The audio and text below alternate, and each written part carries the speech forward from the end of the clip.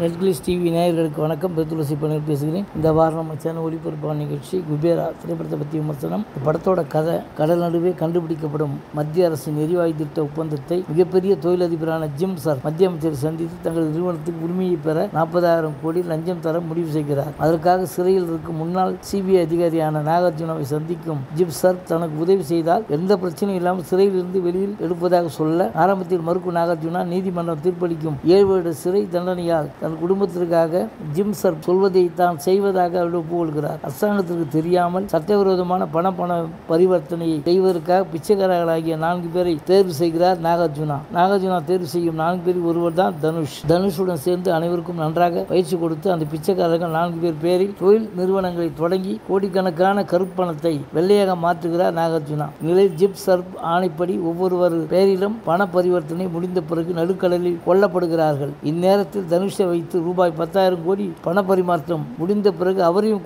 கொலை செய்வதற்காக அழைத்து செல்லும் போது அவரிடமிருந்து அவர் தப்பித்து விடுகிறார். இதற்கு பின் தனுஷால் நடந்த ரூபாய் 10,000 கோடி பணம் பரிமாற்றம் தோல்வி அடைவதால் அதிர்ச்சி அடையும் நாகார்ஜுனா தனுஷை உயிருடன் பிடித்தால் மட்டுமே இந்த பண பரிவர்த்தனையை வெற்றி பெற செய்ய முடியும் என்பதால் தன் அடியாட்களுடன் நாகார்ஜுனா காணாமல் போன தனுஷை தேட உயிருக்காக தப்பி பிழைத்த தனுஷ் மும்பை ரயில் நிலையத்தில் ராஷ்மிகா மந்தனாவை சந்திக்க ஒரு கட்டத்தில் ராஷ்மிகா மந்தனாவின் செல்போனில் இருந்து நாகார்ஜுனாவுக்கு தனுஷ் போன் செய்கிறார். இதனால் தனுஷ் இருக்கும் இடத்தை பற்றி சொல்ல ராஷ்மிகா மந்தனாவை துப்பாக்கியுடன் நாகார்ஜுனாவும் அவரது ஆட்களும் மிரட்டுகின்றனர். முடிவில் தனுஷும் ராஷ்மிகா மந்தனாவும் நாகார்ஜுனாவின் தேடுதல் வேட்டையிலிருந்து தப்பித்தார்களா, 10,000 கோடி பரிவர்த்தனையை மீண்டும் தனுஷை வைத்து நடத்தினாரா இல்லையா என்பதை சொல்லும் படம் தான் குபேரா. நாயகனாக தனுஷ் எந்தவித ஹீரோயிசம் இல்லாமல் தேவா என்கிற கதாபாத்திரமாக படம் முழுவதும் இயல்பான நடிப்பில் அனைவரும் பாராட்டும்படி வாழ்ந்திருக்கிறார். இதுவரை நடிக்காத கதாபாத்திரம் ராஷ்மிகா மந்தனா. திரைக்கதைக்கு பக்கப்படமாக சிபிஐ அதிகாரியாக வரும் நாகார்ஜுனா வில்லனாக மிரட்டும் ஜிப் சர்மா. தேவஸ்ரீ பிரசாத் இசையும் நிக்கேத் பொம்மி ரெட்டியின் ஒளிப்பதிவும் படத்திற்கு பக்கபலம். மிகப்பெரிய